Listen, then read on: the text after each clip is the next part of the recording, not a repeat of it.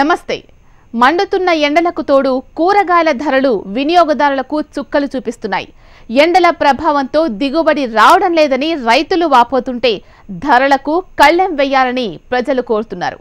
తెలుగు రాష్ట్రాల్లో మండుతున్న కూరగాయల ధరలపై స్పెషల్ రిపోర్ట్.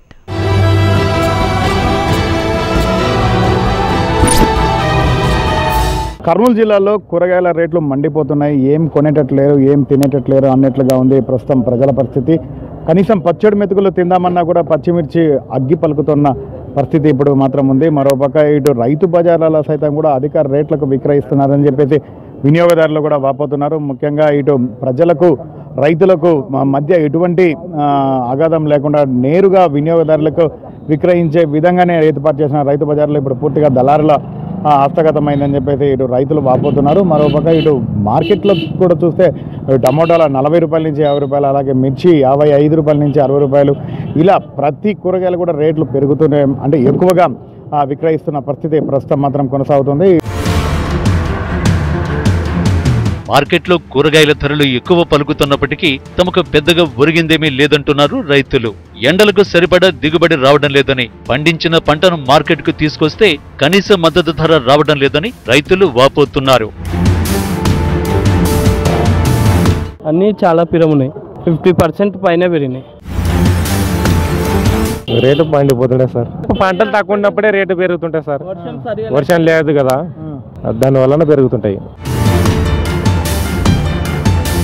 మరోపక్క రైతులకు వినియోగదారులకు నేరుగా లావాదేవీలు జరిగే విధంగా ఏర్పాటు చేసిన రైతు బజార్లో దళారుల రాజ్యం పెరిగిపోయిందని మరికొందరు వాపోతున్నారు. మనకు లోకల్ ఉంటేనే మనకు తినకుండా వచ్చేది, ఎక్కడి నుంచి వచ్చేటివి అక్కడ ట్రాన్స్పోర్ట్ అయినట్లు మనకి ఇప్పుడు బయట ఇక్కడ నుంచి లేకున్నా బయట నుంచి తెచ్చుకుంటే రేట్లు ఎక్కువ ఉంటాయి, మనకు అలా ఉంటే తక్కువ అయిపోతాయి. మొత్తానికి కర్నూలు జిల్లాలో కూరగాయల ధరలు సామాన్య ప్రజలకు చుక్కలు చూపిస్తున్నాయని చెప్పొచ్చు. చుట్టుపక్కల ఎక్కువగా పండకపోవడంతో ఇతర ప్రాంతాల నుంచి తెప్పిస్తున్నాం కాబట్టి దానికి సంబంధించి అదనంగా రేట్లు పడుతున్నాయి కాబట్టి అదనంగా అమ్మాల్సి వస్తుందని చెప్పేసి రైతులు అలాగే అమ్మకం ధరలు కూడా ఇదే మాట చెప్తున్న పరిస్థితి ఉంది. అయితే మొత్తానికి మాత్రం దీనికి సంబంధించి అధికారులు చర్యలు తీసుకోవాల్సిన అవసరం ఉంది. అన్నదాతకు సాగునీరు సమృద్ధిగా అందిస్తే అన్ని ధరలు కూడా కంట్రోల్ అయ్యే అవకాశం ఉంది కాబట్టి కంపల్సరీ ప్రతి ఒక్కరు కూడా దృష్టి సాధించి ఇటు వినియోగదారులకు అటు రైతులకు మేలు కలిగించేలా చర్యలు తీసుకోవాలని కోరుతున్నారు. ఇది కూరగాయలు కర్నూలు జిల్లాలోని పరిస్థితి.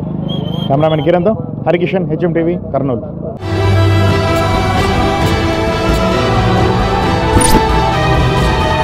విశాఖలోనూ ఎండల ధాటికి తోడు కూరగాయల ధరలు మండుతున్నాయి. గత నెలకు ఇప్పటికీ 10% పైగా ధరలు పెరిగాయి. డిమాండ్ ఉన్న సరుకు అందుబాటులో లేకపోవడంతో కూరగాయల ధరలు ఆకాశాన్నంటుతున్నాయి.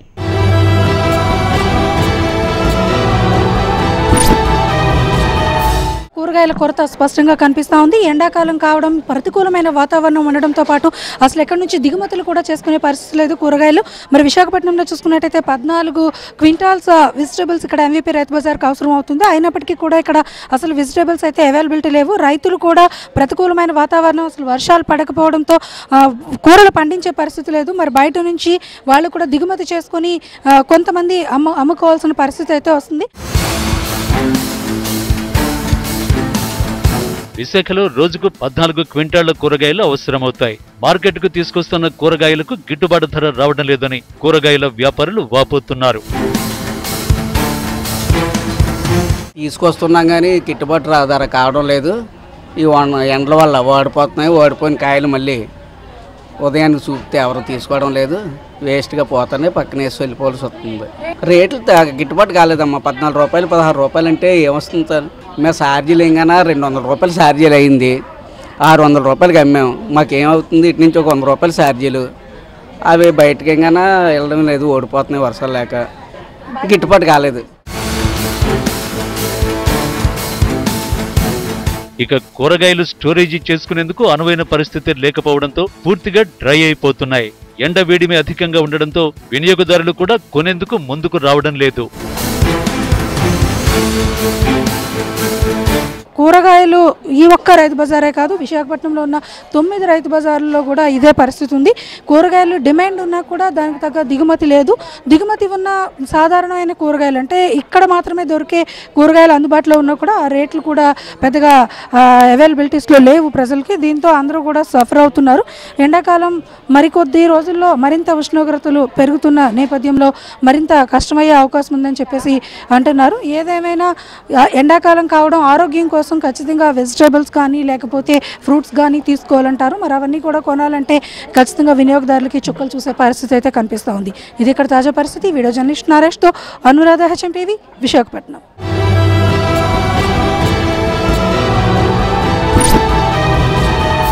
హైదరాబాద్ సిటీలోనూ కూరగాయల ధరలకు రెక్కలొచ్చాయి. నీటి సరఫరా తగ్గుదలతో కూరగాయల దిగుబడి తగ్గడం వంటి కారణాలతో వేసవిలో కూరగాయల ధరలు పెరుగుతున్నాయి. గత సంవత్సరం కంటే ఈ ఏడాది ఎండలు అధికంగా ఉండడంతో ఆ ప్రభావం కూరగాయల దిగుబడిపై పడింది. వినియోగదారులకు చుక్కలు చూపిస్తోంది.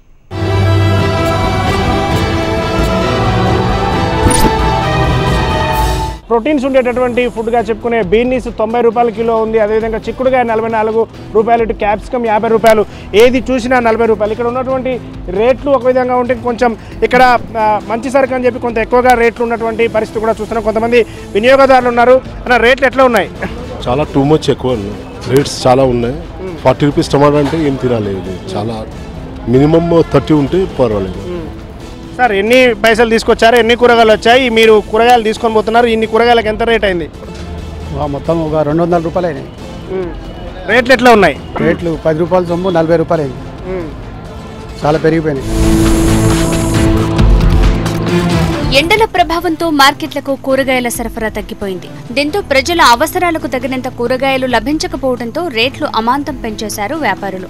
రైతు బజార్లలోనూ ఇదే పరిస్థితి ఎదురవుతోంది. ముఖ్యంగా పచ్చిమిర్చి, బీన్స్, టొమాటో, బీర వంటి కూరగాయల పంట దిగుబడి తగ్గిపోవడంతో వీటి ధరలు పెరిగిపోయాయి.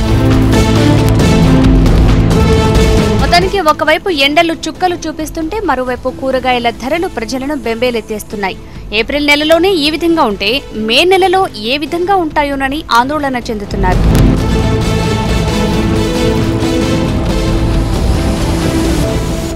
ఇది వాల్టి స్పెషల్ ఫోకస్.